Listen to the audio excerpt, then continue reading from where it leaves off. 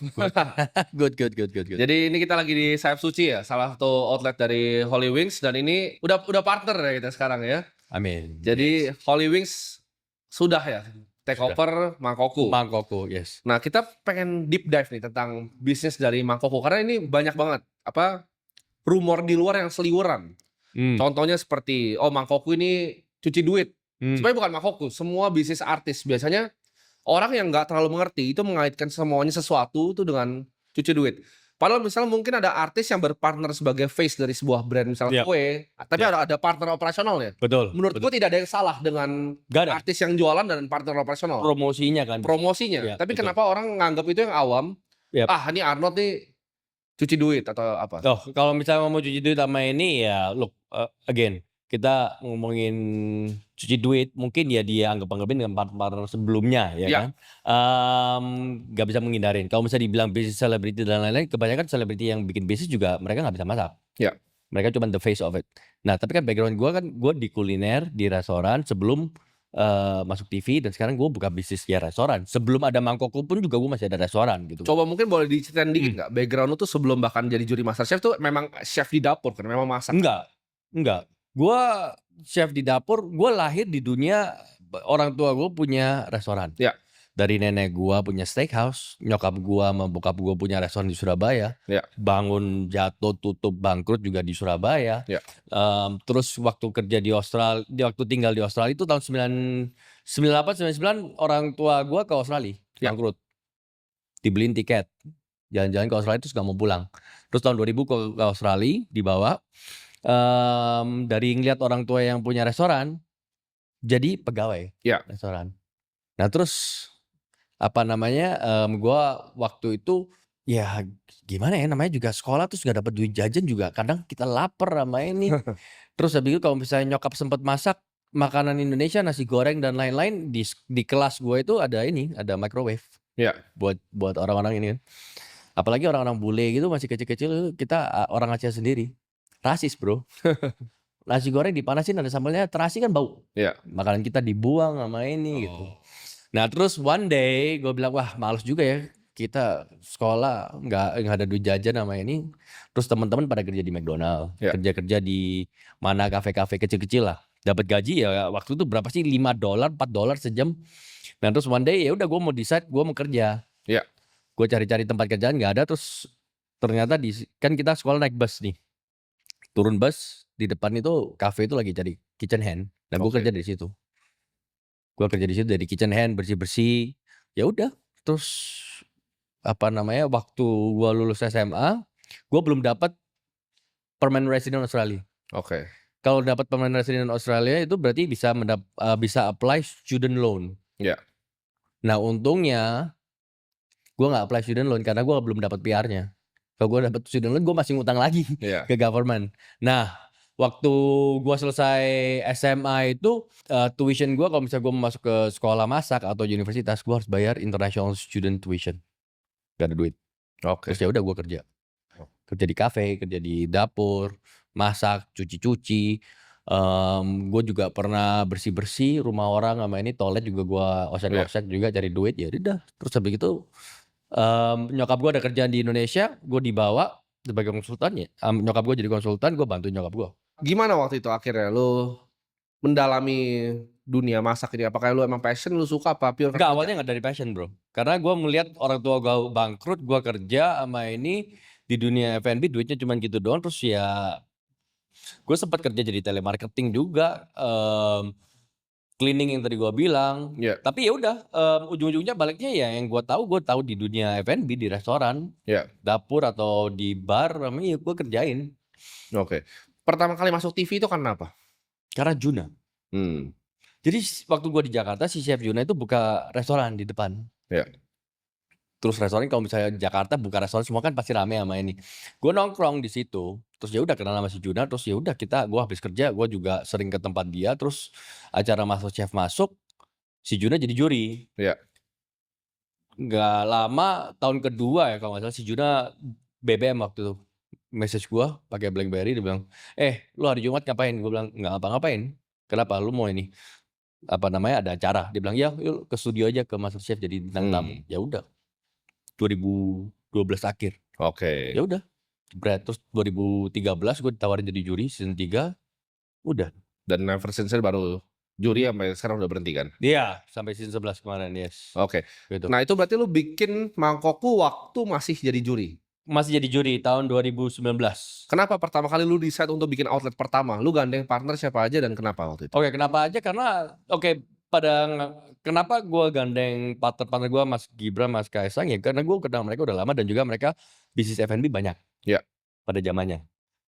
Dari Sang Pisang dan lainnya bisnis F&B-nya banyak. Ya. Terus ada satu lagi partner gue Randy, dia itu adalah ngekos di rumah nyokap gue di Sydney. Ya. Dia balik Jakarta, terus dia yang bagian operasional, CEO-nya waktu itu. Kenapa gue bikin Mangkokku? Karena rice bowl pada saat itu lagi booming, lagi the start of rice bowl. Kenapa? Gue bilang, kalau gue jadi chef, gue mau buka restoran bisa.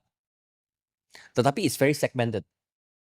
Gue mau banyak orang nyicipin harga affordable, comfort food yang gue bikin. Ya. Nah makanya itu kita bikin Mangkokku itu. Oke, jadi itu pertama kali konsep 2018. 2018 terrealisasi 2019. Nah itu gimana? Performance outlet pertama tuh apakah langsung boom? Very good, very good. Very good dan lo pede langsung bikin? Kita BEP itu 2 bulan setengah kali. 2 bulan setengah? Di Tanjung Duren. Oke, omset di? Omset kurang lebih di 800 sampai 1,2 ya waktu itu konsisten. Oke. Bulan itu. Lu kalau bisa BEP 2,5 bulan, berarti lu langsung ekspansi outlet selanjutnya berarti? Enggak. Atau lu keep di situ Keep dulu? di situ. Dan kita tidak buka platform ojol waktu itu. Oke, Selama masih 6 bulan offline. Yes, masih offline. Nah itu kapan lu scaling outlet selanjutnya itu kapan? Dari 2,5 bulan itu? Akhir 2019 kita scale out ke Kota Kasablanka. Terus kita baru begitu kita buka platform online ojol, kita baru bikin cloud kitchen dan juga ruko-ruko untuk orang delivery pick up. Itu masih self funded berarti ya? Self funded. Masih ini kayak ya bisnis restoran F&B biasa lah ya? Seperti dari biasanya sendiri dan lain-lain, yes. Oke. Kenapa lu decide akhirnya untuk ngambil dari venture capital? Karena waktu itu memang lagi banyak startup makanan, daily box dan lain-lain yang funding juga ya. Betul. Apakah lu riding the wave of food startup ini atau karena memang lu ada target untuk memang ekspansi dengan uangnya waktu itu? 50-50, yes. Riding the wave juga dan juga ekspansi di mana kita waktu itu again ada brand-brand lain. Food startup itu banyak. Ya. Tapi gua rasa kita tuh masuk di akhir-akhirnya food startup.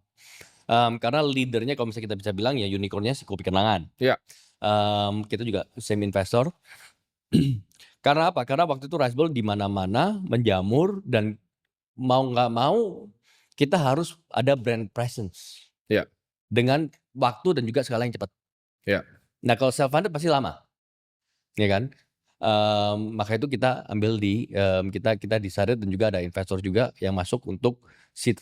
Oke, jadi lu masuk di seed dan waktu itu series A waktu di berapa outlet? Series A di 50 outlet. 50 outlet. Enggak, Series A. mulainya. Seednya itu ada di 10. Oke, berarti lu raising series A ketika masih 10 dong? Yes. Baru series A baru berkembang? Enggak, seed 2 juta Ya. di 10 outlet. Di 10 outlet? Terus habis itu udah ke 30-40 ya, itu dapat series A. Oke. Ya. Itu pas lu raising series A kira-kira omsetnya berapa waktu itu? Omset sebulan Peaknya? peak 16-17 M. Dengan margin F&B 30% atau lebih di bawah waktu itu? Tipis banget? Tipis. Oke. Orang pada bilang, oh omsetnya gede sama ini. MDR ojol 37%. Oke. Itu udah gross. Berarti margin lu tuh udah tipis. Udah kesunat di situ. Kesunat di situ, yes. Kenapa kita harus ngikutin MDR ya? Kenapa? Kalau kita nggak promosi di platform, algoritmanya turun. Iya, revenue-nya habis tuh. Revenue dan juga waktu itu memang ya semua ojol masih burning. Oke. Voucher kan. Oke, orang gila diskon. Gila diskon. Nah, Oke. itu dia. Apakah good? Yes, it's good untuk brand awareness again. Iya. Apakah it's good untuk business sustainable? Nggak juga. Karena ya semua orang jadi manja promo hunter semuanya. Oke. Jadi itu secara bisnis kan lu racing di 7 juta ya? Yes. 7 juta divaluasi 20 juta. 20-an, yes, 20 juta. Yes. 20 juta untuk series A-nya berarti. Series ya? A. Dapat sekitar 100 miliaran lebih ya cash rupiah. 101 waktu itu, yes. 101 cash miliar kalau rupiah. gue cuci duit gue udah. Ya, udah aja nggak perlu brand ambassador kanan kiri. Itu funding itu nggak ada hubungannya sama cuci duit ya buat Nggak teman-teman yang ada. nggak tahu ya? Iya, pada bingung kan funding sama ini venture capital sama ini duit APBN. No. Heeh. It's a private sector Yes. dan semua itu open datanya. Jadi venture capital tuh antara limited partner yang punya duit atau kadang GP-nya juga ikut main Betul. sendiri. Jadi Yes. GP-nya bisa masukin duit sendiri dan LP itu semua private sector ya. Dan nobody knows Ya. di visinya itu. Yes. Betul. Dan orang nggak tahu juga limited partnernya kan siapa Siapa di aja, betul. visinya Yes, untuk yes. masuk. Jadi dan kalau misalnya cuci duit ngapain segitu kan sebenarnya duit. Ya, enak, dapat visi enak bro. Gue Iya. dapat 101 miliar di bank jebret, tapi nggak bisa disentuh. Oh iya, nggak bisa sentuh. Itu bukan duitnya Arnold. Bukan duit gue, dia nggak bisa sentuh bro. Bukan duitnya Arnold. Nah, oke. Lu berarti raising 20 juta, berarti valuasi 300 miliar ketika omsetnya di 15-an, Ya, 15. masih make sense lah, masih make sense waktu itu. Oke. Di 20 kali price to sales berarti ya. Kalau Yap, dihitung price to bener. sales-nya, kalau earnings-nya hampir nggak ada. Karena gue tadi di otak gue kira marginnya 30%. Tipis. Iya, itu pun di 66 kali. Masih ya a bit pricey lah, tapi masih wajar lah ya. Masih Untuk wajar. zaman waktu kopi kenangan dan lain-lain mereka lebih gila-gila. Iya, bisa sampai berapa 50. Iya, crazy. Dan itu dinamikanya gimana ketika ojol lu kan bikin 2019, 2020 Covid lu kan kena hybrid yang ojolnya udah mulai kayak sekarang nih. Kalau sekarang udah pangkas kan. Mereka udah nggak ada kode promo. Gini, look again, any business yang kita pelajarin adalah kita masih ada di sini hari ini. Iya. Dan kita di take over sama Holy Wings. Iya. There's a reason kenapa Holy Wings juga take over. Iya. Holy Wings juga nggak bego pasti, Iya. ya kan? Segede kalian untuk take over Mangkokku, berarti ada brand value-nya. Apakah ada plus and minus? Apakah ini ada pelajaran? If I can go back time, ada yang I wish I should have done more, banyak. Iya. Yang salah satunya adalah di saat COVID itu tuh semua itu hyper valuation itu benar-benar Yes. inflated sekali ya. Apalagi yang namanya ojol. Karena pada delivery. Tapi di saat itu kita udah sedikit terlalu nyaman, kita nggak pivot karena at the end of the day wabah pandemi itu nggak selamanya. Iya. We just don't know when selesai. Nobody knows. Nah, setelah kita pandemi kita itu lebih fokus ya udah mungkin ojol ini cloud kitchen ini is the way to go. Iya. Tapi 8 bulan kemudian jebret. Tutup. Oke. Gue secara gini, kalau F&B kan yang paling penting yang perlu difokuskan adalah produk kan sebenarnya. Ya. Menurut gue pribadi, gue adalah konsumer Mangkokku. Yep. I think the product is fine. Yep. Tapi mungkin modelnya yang waktu itu rely heavily di Betul. hybrid. Dan itu kan bukan pilihan lu untuk mau begitu. Karena COVID kan ya kita nggak ada yang bisa sebagai pengusaha F&B kan. Jadi sebenarnya banyak hal di luar kendali yang Betul. bikin bisnisnya bergantung sama ojol gitu kan. Bukan bukan di kendali gua. Iya, betul. Tetapi bisa dikendalikan. Lebih cepat, yes. Sekarang gua bilang, oke, Mangkokku di saat kita growing, apakah kita banyak produk kita yang kurang? Mungkin kurang ini, kurang bagus sama ini kurang enak. Yeah. Ada. Tapi apakah sekarang enak? Gue masih makan dan I think it's really good juga produknya. The market ya berubah lagi. One of the problem mistake yang kita nih ada beberapa hal. Satu, we didn't pivot cepat. Kita tidak savage enough untuk yang minus, yang belum profit kita cut. Cost cuttingnya kurang cepat. Cost cuttingnya masih belum.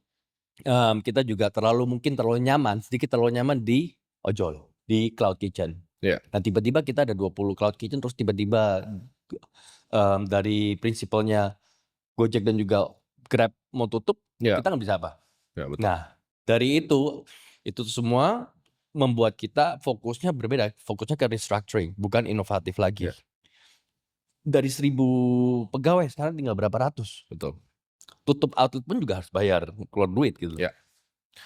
Karena kan gini, setelah Holy Wings grup kita take over kan melakukan restructuring kan secara perusahaan. Sekarang outletnya sisa berapa jadinya? 13 itu udah very healthy. 13 very healthy, all green, yes. Oke.